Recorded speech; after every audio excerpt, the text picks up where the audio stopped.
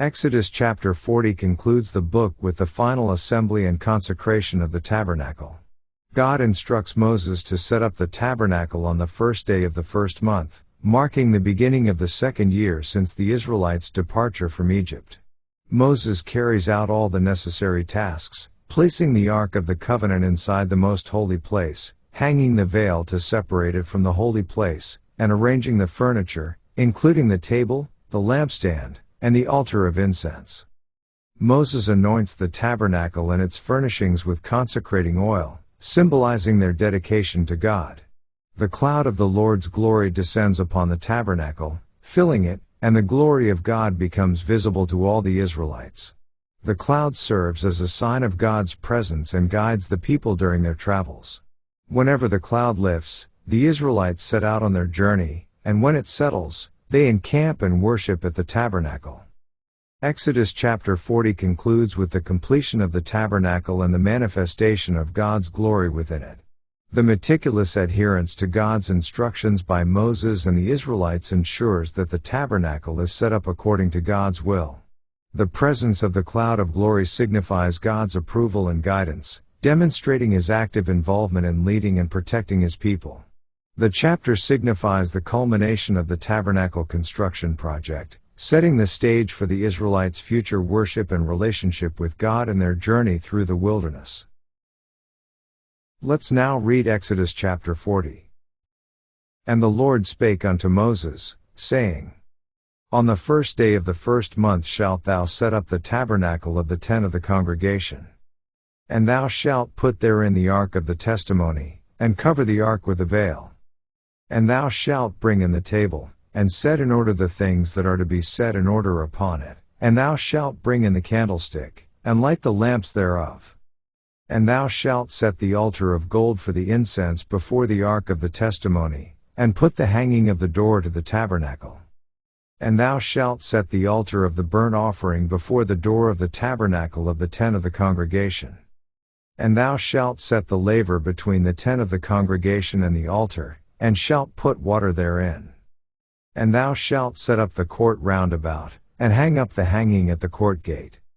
And thou shalt take the anointing oil, and anoint the tabernacle, and all that is therein, and shalt hallow it, and all the vessels thereof, and it shall be holy.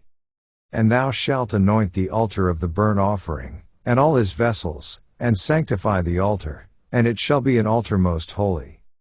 And thou shalt anoint the laver in his foot, and sanctify it. And thou shalt bring Aaron and his sons unto the door of the tabernacle of the congregation, and wash them with water. And thou shalt put upon Aaron the holy garments, and anoint him, and sanctify him, that he may minister unto me in the priest's office. And thou shalt bring his sons, and clothe them with coats. And thou shalt anoint them, as thou didst anoint their father, that they may minister unto me in the priest's office, for their anointing shall surely be an everlasting priesthood throughout their generations. Thus did Moses, according to all that the Lord commanded him, so did he. And it came to pass in the first month in the second year, on the first day of the month, that the tabernacle was reared up. And Moses reared up the tabernacle, and fastened his sockets, and set up the boards thereof, and put in the bars thereof, and reared up his pillars. And he spread abroad the tent over the tabernacle, and put the covering of the tent above upon it, as the Lord commanded Moses. And he took and put the testimony into the ark, and set the staves on the ark, and put the mercy seat above upon the ark.